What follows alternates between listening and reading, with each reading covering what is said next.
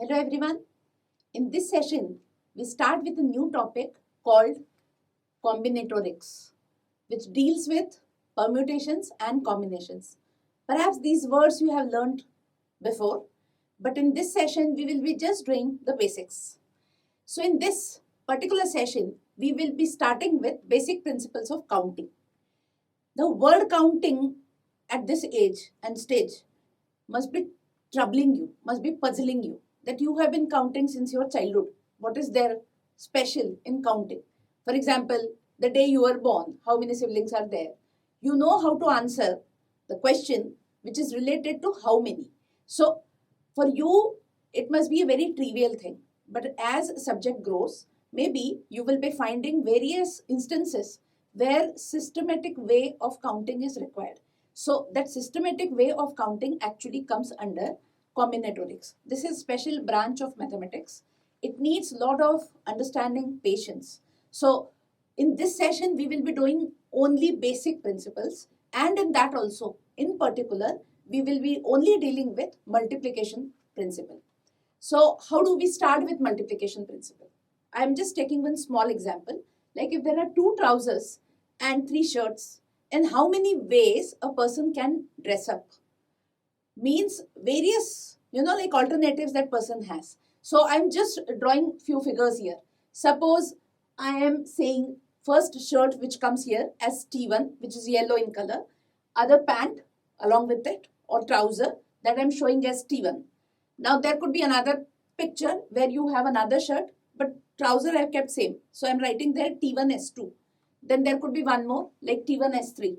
Now you may think, why not T2? There can be some other trouser also. True. Now T2S1. Similarly, I can have T2S2 and I can have T2S3. So there is no further possibility beyond these six possibilities. That means person can dress up actually in six ways that we have understood from this small example. But does that not prompt that there has to be some proper method of counting, right? So there comes basic principles requirement. Now in combinatorics, what all we do? Basically, combinatorics deals with problems of selections, problems of arrangements. Arrangements of what? Of digits or objects.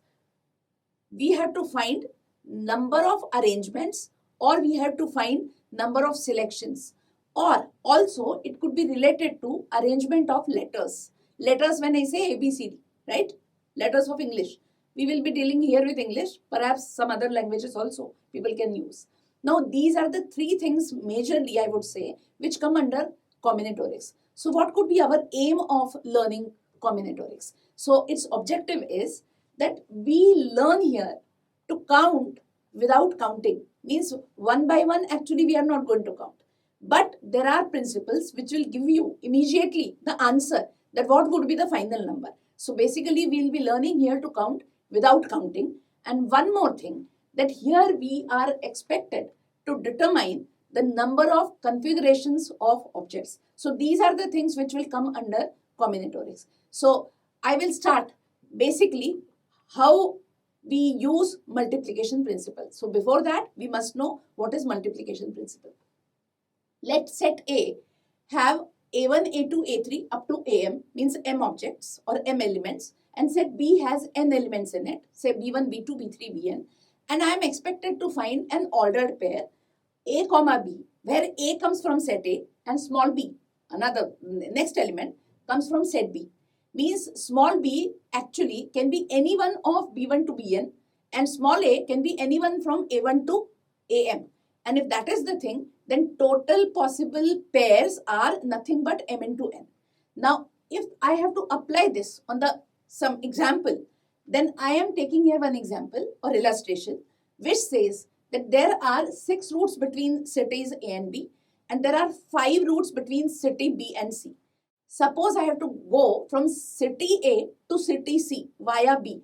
In how many ways I can travel, right? That is the question. Now, of course, you will have to either make actual pictures, but here actually the thing is you have 6 routes between A and B and 5 routes between B and C.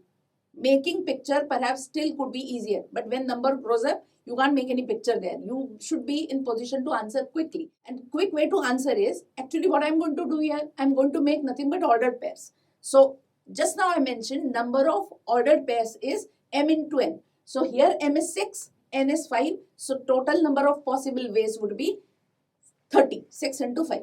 Now, just to tell you the final answer, it's fine, 6 into 5.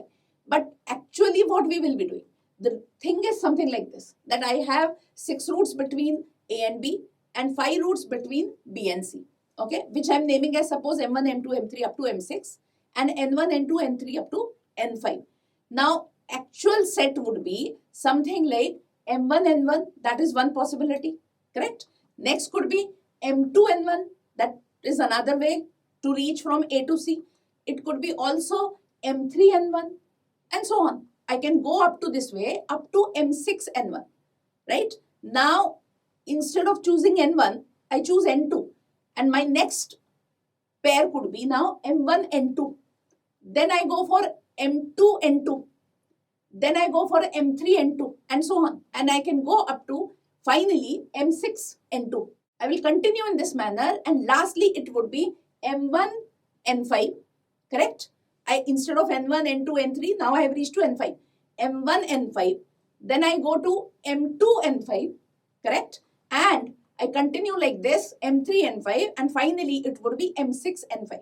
In this entire thing, what have we done? We have written 6 pairs each time. So such 5 rows are appearing. So 6 plus 6 plus 6, finally it will give you added 5 times 6 into 5 equal to 30. Now just recall what you have done in your childhood. In childhood, you were taught multiplication as repeated addition. Do you remember that? So here also what we have done, we have added 6 5 times. So basically multiplication is nothing but repeated addition. So what you did in your childhood, same thing we are doing here, but in more perhaps systematic manner, right? I hope you understood what we did in this particular example. Let us move from here to the next one. And next illustration is that how many 4-digit numbers can be formed from the digits 1, 2, 3, 4, and condition is repetition of digits is not allowed. So that this particular statement is important, right? Repetition of digits is not allowed. Now, actually, what we start here with is that I take a number x, y, z, w, where x I am writing in thousands place, y I am writing in hundreds place, z I am writing in tens place, and w I am writing in units place. Now, choice is yours from wherever you want to fill the numbers, you can start filling. I start something like this, that x can be replaced by any one of 1, 2, 3, 4, right? So, x can be actually filled in 4 places. So, place of x is filled in 4 ways, right? That is my statement. Then what about y's place? I understand that now for y, there are only 3 options left. 3 digits are left because 1 has already gone. 1 means not digit 1, I'm saying one of the digits. One of the digits has already gone in place of x. So options left for y are only 3. So y can be filled in 3 ways. Suppose x is replaced by 4. So what are the 3 options for y? 1, 2, 3. Either 1 appears or 2 appears or 3 appears there. Now that means y can be filled in 3 ways. Now what would be the options for z and w? Now for z there would be only 2 options and for w there would be only 1 option left. And what our multiplication principle says, that you multiply those possible numbers and finally without repetition, if you want a 4-digit number from 1, 2, 3, 4, there can be only finally 4 into 3 into 2 into 1. This would be the final number of 4-digit numbers and that is nothing but 24. Now, where did I emphasize on without repetition? Without repetition comes here when you are saying that y can be replaced by 3 digits remaining once x is already chosen.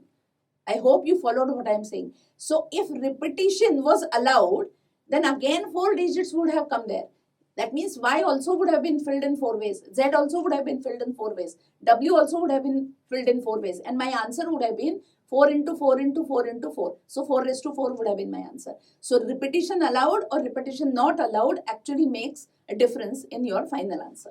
Now let me go to one more example. And my example is a number lock has 3 concentric rings. Middle ring has a letter, say anything from A to Z, and remaining two rings have digits 0, 1, 2, 3 up to 9. Any one of these 10.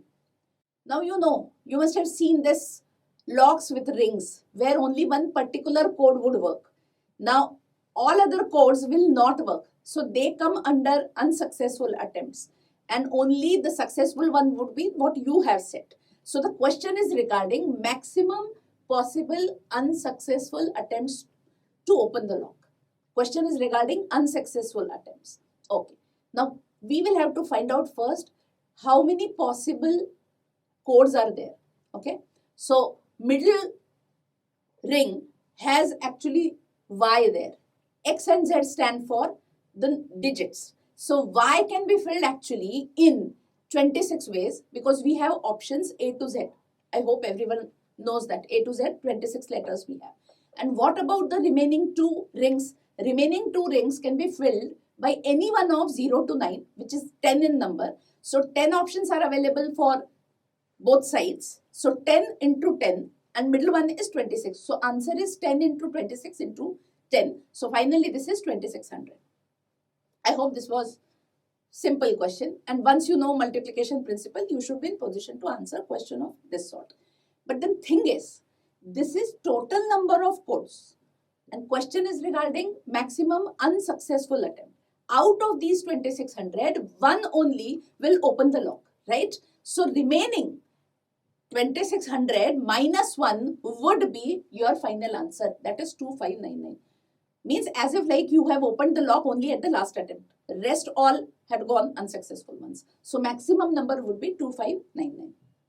Now here I end my session. Next time when I come, again I will come with another principle. Hope you have liked the video. If you want to subscribe, click on this side. And if you want to place order for the book, click on this side. Thank you.